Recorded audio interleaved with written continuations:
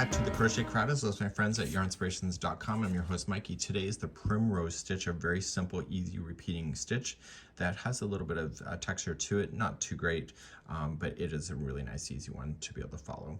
To change the size of this, it's in multiples of 3, so just chain in multiples of 3 and you're good to go. Let's begin the Primrose Stitch. Let's begin, and you're going to chain in multiples of 3, so no matter what size. So 1, 2, 3, 1, 2, 3, 1, 2, 3, and 1, 2, 3. So once you're happy with that and you've decided, you can lay it against something, make a baby blanket size. You determine. Just keep it in multiples of 3, and let's start row number 1. Let's begin going across in row number 1. There's the first one. Go to the second chain from the hook and half double crochet into that. You're going to skip 1 chain, and in the next one you're going to apply 1 single crochet, chain 2, 1 single crochet into the exact same chain. Now you're going to skip 2 chain and go to the third and do the same combination. So a single crochet, chain 2, and single crochet into the same chain. So skipping 2, go to the third, and you keep doing this all the way across. And eventually you're going to have the final 2 chains left, so skip the next chain and go right into the last one with a half double crochet.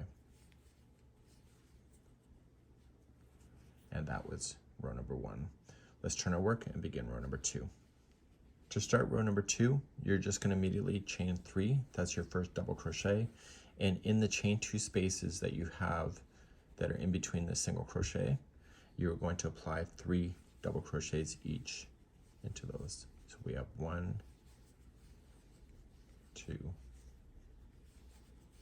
and 3. So come to the next chain 2 space and put in 3 double crochet there too. And that's as hard as this thing gets.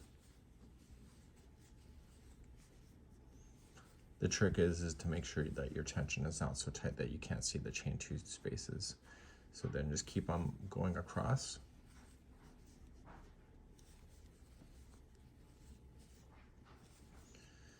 And so when you have the last one, you're going to immediately just come into the very last stitch. So skipping the next single, just go right into your last half double crochet with a double crochet.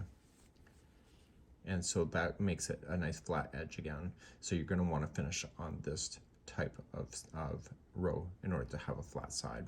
So let's turn our work and begin the process again. To start a new row, you're going to chain just 1 and half double crochet into the top of the first double. Now everything is in groups of 3, you can see that. So you're going to come into the middle one of the double crochet group, and you're going to apply a single crochet, chain 2, single crochet. Then look for the next group. It's the middle one here. So you're technically skipping 2 stitches to be accurate, but it's the middle one of the group of 3. So single crochet, chain 2, single crochet, and this is keeping all the primrose stitch lined up perfectly. So come to the next group, do the middle, single crochet, chain 2, single, and then eventually you come into the other side here, and you're going to want to put in a half double crochet into the top of the chain 3. Okay, so don't go into a space, go into the actual chain work, and therefore that row is done.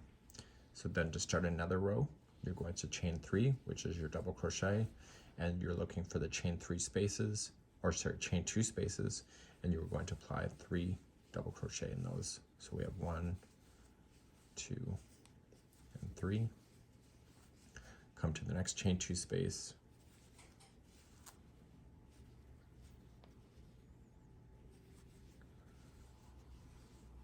use your fingers to open the stitches if you have to.